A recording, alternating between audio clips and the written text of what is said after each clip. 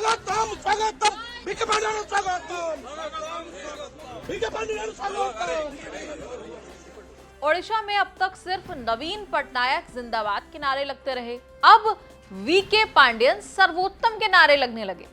23 साल के पूरे आईएएस करियर में सिर्फ और सिर्फ नवीन पटनायक के साथ नवीन पटनायक के लिए काम करने वाले वीके पांड्यन ने नेता वाला नया जन्म लिया है। वीके पांड्यन ने आईएएस की नौकरी से रिटायरमेंट लेकर पॉलिटिक्स ज्वाइन की है। बीजेडी की सदस्यता और नवीन पटनायक का आशीर्वाद लेने के लिए भुवनेश्वर के पार्टी ऑफिस जाने से पहले भगवान जगन्नाथ के दर्शन करते गए। ओडिशा में पिछले 25 साल से राजनीति नहीं बदली है, बीजेडी का एक छत्र चल रहा है। नवीन पटनायक की बिना चुनौती वाली सरकार को चलाने वाले पांड्यन को सुपर सीएम कहा जाता है। नवीन पटनायक की सेहत ठीक नहीं रही। पार्टी के बड़े बड़े नेता साइड में रहते हैं क्योंकि पार्टी और सरकार सब कुछ पांड्यन के भरोसे है। ओडिशा सीएम के ऑफिशियल रेसिडेंस में दरबार पांड्यन का लगता रहा है। वीके पांड्यन तमिलनाडु में जन्मे, आईएएस काडर के कारण पंजाब गए, लेकिन ओडिशा काडर की सुजाता से शादी के बाद काडर ही ओडिशा करा लिया। एक बार नवीन पटनायक के साथ काम करने का मौका मिला तो पूरा करियर ही उनके साथ गुजर गया। पांड्यन रिटायर हो गए, लेकिन नवीन पटनायक की नॉट आउट इनिंग्स जारी है। We are very happy that Karthik Babu has decided to join the party. As Naveen Babu said, that he's got vast administrative experience, vast political experience, so he'll be a great asset to the party. And everybody is very happy to have him amidst us, to work hard to make Naveen Patnaik 6th-term Chief Minister. After a few days, after a couple of months, election is going to be held. How do you see it? I think the Biju Janata Dal is poised to sweep the elections. IAS छोड़ने और BJD में पांड्यन को लाने से पहले नवीन पटनायक ने उनको हर किस्म का एक्सपीरियंस दिया है ताकि पांड्यन पटनायक की हर विरासत को संभाल सके।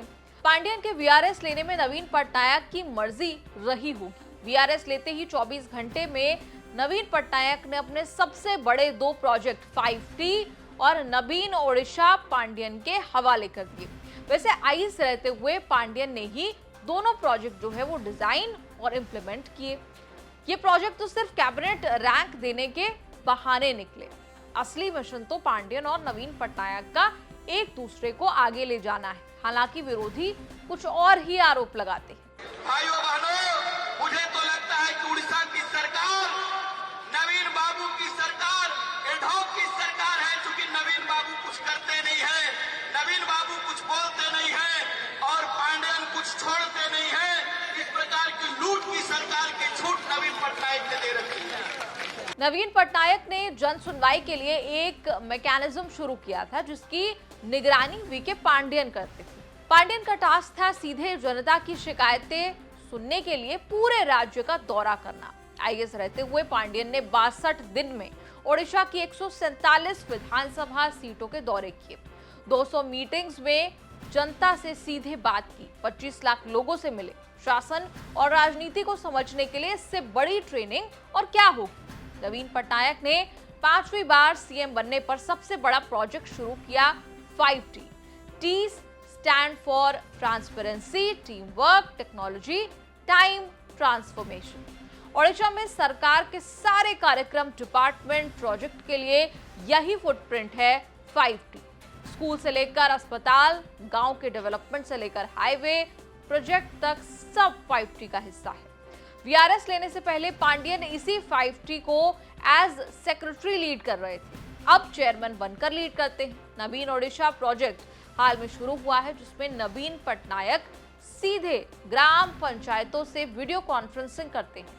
ऑन द स्पॉट गांव के विकास के लिए 50 लाख का बजट सैंक्शन करते हैं। हम जानना चाहते हैं इस पूरी रिपोर्ट पर आपकी क्या राय है। कमेंट्स में लिखकर अपनी राय जरूर बताएं और देखते रहिए न्यूज़ तक।